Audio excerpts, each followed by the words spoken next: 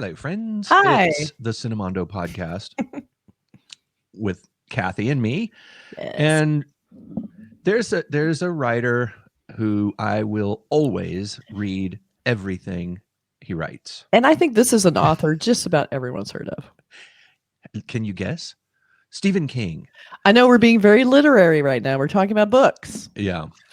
But books are good. He writes books, I think, the script pitches. I feel like his books are basically pitches. At this point, yeah. Yeah. That's a good point, because just about every book he writes eventually becomes a film or a television series or something. It's always great concepts. Yeah. I don't necessarily love all of his books, but yeah, mostly I love just reading them. I like the journey. I don't mind that he takes his time and develops characters, and a lot of it's like, inside character, a lot of dialogue, a lot of talking. But I love how you take these normal people. Nobody's really too flashy. He doesn't amp it up until he puts them in the middle of this weird extreme situation. And I think by then you're invested, the characters. That's why I like his books. Like, everybody's like, well, it's kind of slow. I'm like, I kind of like the slow Stephen King. I just enjoy his reading. I also love his audiobooks. Will Patton is one of his best new narrators. Yes, audiobooks, because he has a great way. He doesn't overdo, because the trickiest thing in audiobooks is that female voice when a man's doing it. Right. He doesn't overdo it. He just gets a little gentler feeling. He doesn't try and do any kind of women's voice, but you can tell when he's doing a women's voice. Fantastic. So I enjoy Stephen King audiobooks because I like the experience of that. But yeah, I mean, you have to get those the style of Stephen King when you're reading it is so natural and conversational and real. It's like someone telling you a story. Yeah, and it's not like, you don't really want somebody, saying, and then he walked down the street and became a vampire. It's like there's a looseness, everydayness to his stories that I think has to come through in the reading, So we have Stephen King on board. Everyone's heard of him. We also have Mike Flanagan. Some people may not know the name Mike Flanagan. I do, because we have loved him since his first movie. Fantastic director. He's that character-based director of horror. And so that's why this idea of Flanagan and Stephen King together is a great combo. Yeah. The things they've done together are really good so far. They are. Like Gerald's Game and several others. They have a collaboration, I think, and it works really well. Like, there's a few people who really get Stephen King, like Frank Darabont and people like that kind of have an understanding. They kind of feel that place that Stephen King is writing from. Yeah. So you get somebody who's really comfortable with, shooting character-based horror, and then you add Stephen King in the mix, and I'm really excited to see that. Now, I think this is an unusual one to do with the two of them. We'll see. It's not strictly horror. It's one of those, like, putting someone in an extreme situation, but it's not really horror. So I'm interested in seeing the whole tone of this. But as a hint, before we watch the trailer, we have these posters. So we have this cast, and somehow they managed to figure out a way to say who is Chuck as they spell it. But Mark Hamill didn't get any love in this. He didn't have any letters. Matthew Lillard didn't get one. But I love I love the new Mark Hamill. I love that he's just grizzled. Mark Hamill is always just and he's so great his career. He's so fun. I love him. So we have Mark Hamill is one of those people about whom you can say he's a treasure. He is. He's amazing. And then we have Kate. Funny. I love that. One of my favorite things he did, he posted on Instagram, is he'd gone to the Oscars. He presented an Oscar, which is amazing. And then there's a picture of him at home, sitting in his kitchen with his tux on, his shiny shoes, and he's just playing with the dogs. He goes, life is good when you get home with the dogs. It's just him. After the Oscars, he's just at home like everyone else, playing with his dogs. I thought that was the cutest thing. Yeah. So he loves posting about his dogs. I love that. And Kate Siegel, is that? Kate Siegel. Is it who I think it is? Kate, is it Flanagan's wife? Who's okay. Of movies. That's and right. She also had a great Instagram. She's very funny. She's very, very yes. So it makes sense, because those two together have great Instagram and TikTok energy, because they're very funny. They're very clever. They do fun little bits together and things like that. You can tell. I mean, Mike Flanagan just seems like a cool dude. Yeah. And then you got Tom Hiddleston, who I think is pretty fantastic in his Marvel role as Loki. Everybody knows him as Loki, but he was also in, He's been in some other things too, but Yeah, he's tons. quite good. He's like one of those actors that just has he's, I don't know how else to say it, but he's just really photogenic in a way that when he does something, you can tell what he's thinking through his eyes. He's a Yeah. really good it's hard to put into words, but when he played Loki, you know, what a weird character to play, but Yeah. he made Loki work so well because Right. he was such a strange character, and yet he brought this vulnerability to it and this kind of Yes. almost like embarrassing sadness to Loki. Like, Mhm. you know, he was being forced to do these horrible things and all that, you know, Brings and he played it. humanity. So Yeah. we have, we have So we Stephen have a King great humanity. cast. We have the Tom Hiddleston humanity. We have the Mike Flanagan humanity. Now Yeah. this poster looks kind of a little sci-fi. It's got this weird little glow. It looks kind Like of he's floating in inspirational space. too. It's kind of weird. We have just a silhouette. Don't know who he is or what he's running or dancing or whatever he's doing there. And then this one gives a little more, definitely dancing. Same thing though. The little light, inspirational, which worries me a little inspirational sci-fi feeling to it. And then Every life is a universe. Is a universe all its own. So I don't know if this is multi universes or what's happening here. This is one of the Stephen King books I didn't read because it wasn't strictly horror, so I kind of skipped this one. So that's why I'm interested in seeing what this is going to be. There's a little Christopher Walken vibe to it. You know how totally. Christopher Walken does these kind of groovy. He did that great dance. Bob Fosse kind of style dancing, you know. Weapon of Choice. Oh my God, I never get sick of watching him do that music video. So yeah. Good. I know. So let's take a look. What are we in for? I have no idea. Looks like we have some dancing. There's some dancing. Okay. This is Stephen King and Mike Flanagan. Cool. What the hell? All right. Here we go. And hold the work. In this moment, I am wonderful.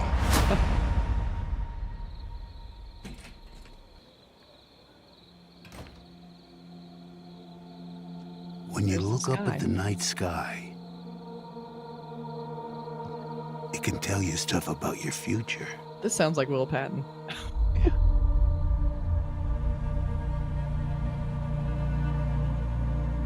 It won't lie to you. It's pure that way.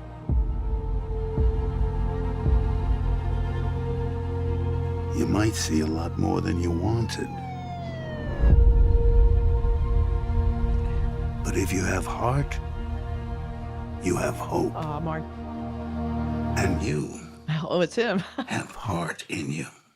That's Mark Hamill the whole time.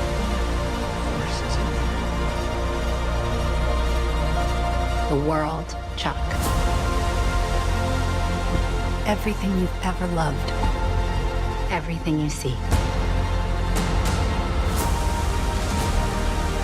Every year that you live, that world will get bigger and brighter. And more detailed and complex.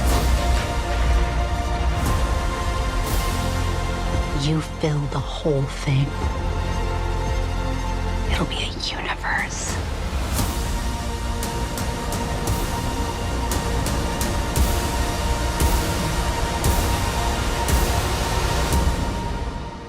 Isn't that wonderful?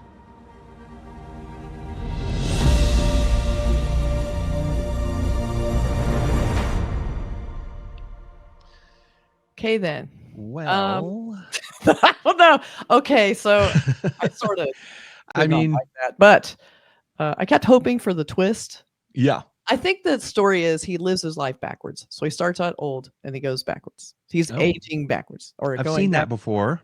Yeah. So I think that's sort of the gimmick. They don't give that away at all in this. It looks like just like a childhood. It just looks so overwrought. I'm sorry. It looks a bit overwrought. Yeah. I was just like, please pull back just a second. Now that could be the trailer too. The music was really crazy and the music was a bit really much. sentimental. I mean, just beyond. But I'm giving it. I'm going to try and have my belief in Mike Flanagan that he's going to pull it off. And Stephen King. I mean, the thing about Stephen King is that if he is doing one of these sort of existential life is worth living, inspirational poster movies, it's probably going to be a good one. you know, but I feel like I'm like, yeah, a little bit reluctant to get behind this just now. I don't know. Yeah, that didn't really sell me too much on wanting to see it. It just looked a little bit trying too hard. Like it reminded me a little bit of the was it Richard Donner that just did the movie where the camera was in one place in a room and you saw the families growing up? Yeah. It kind of reminds me of that, where you're supposed to be so invested in the families and growing up and childhood and all that, but I'm just not into that. I want more than that. So I don't know. Unfortunately, a lot of times when there's people who write movies about things that they do know, and Stephen King is a family guy. I mean, he's a family guy, so he knows about families and life and stuff. But then sometimes you'll see movies by people who write about families as though they're like, oh, I'm going to write something for one of those sort of, lower class kind of families. And they have this attitude of like trying to write some sort of down home, life on the farm kind of a movie. And you can just tell it isn't sincere. And you can tell that they're trying to aim it at a certain demographic that they really have never experienced. But I don't know, Stephen King, I just trust Stephen King, and, to an extent, I trust Mike Flanagan. And when I see something like this, I'm thinking it might be a sincere, heartfelt thing, which unlike something like, Forrest Gump or something where I felt like it was a little bit not true, not truthful somehow. I was not a fan of Forrest Gump. That's one of those movies everyone loves, and I'm like, ugh, it was just like trying way too hard. And also I feel like this is going to be the Stephen King everyone complains about as the slow parts, right? With none of the fun parts. Yeah, but we'll see. Vampires. I mean, the posters look very inspirational. The movie looks inspirational. It's just not my zone, but I'm such a huge fan of Mike Flanagan. I find it hard to believe I could ever skip it. So I'm going to give it a shot. Yeah. And it's got Mark Hamill in it. So it's kind of meme-ish, like people that respond to certain memes, like, dance like no one's looking, and, those kind of memes.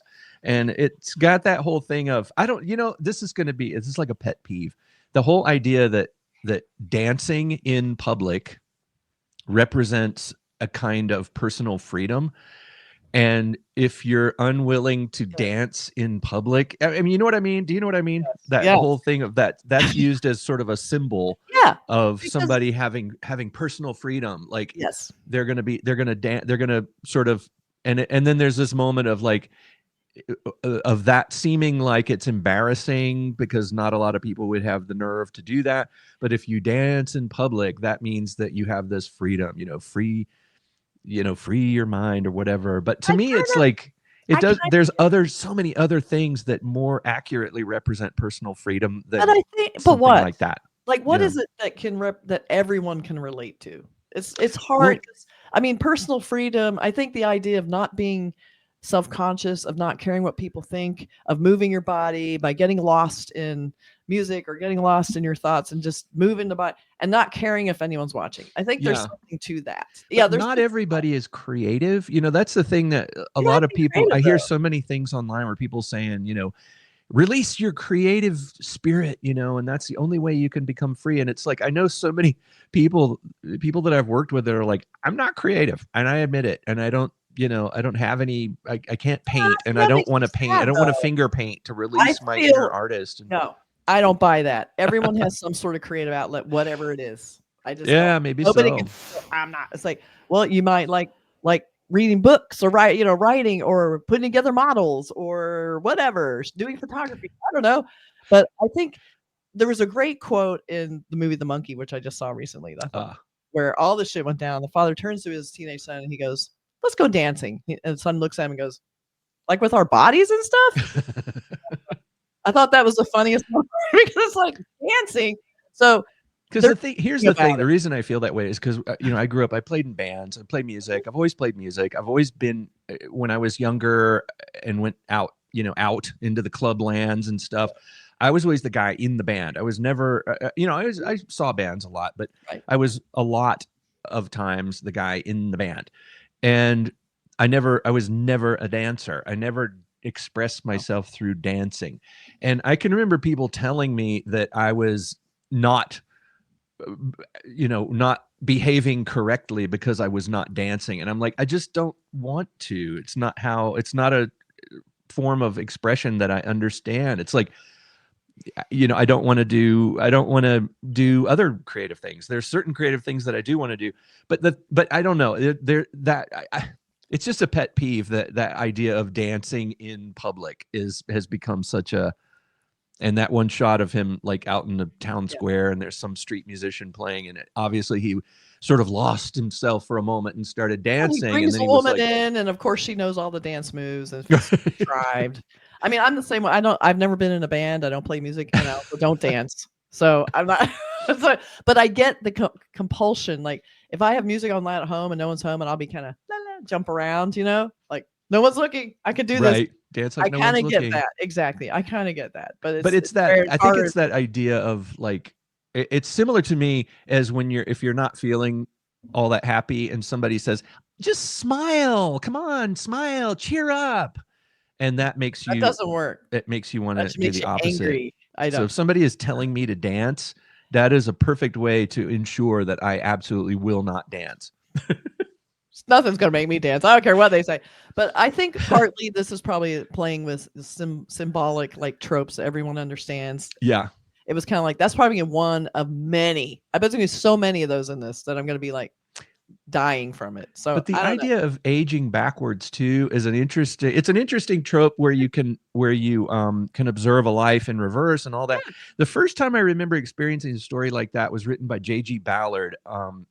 I can't remember the name of the short story, but it is a powerful, beautiful short story that I read every so often. I have it in a paperback book, and I keep that book in the house and not in I have a separate library room, and I keep that one near me, because I love to read that story because it's so poignant.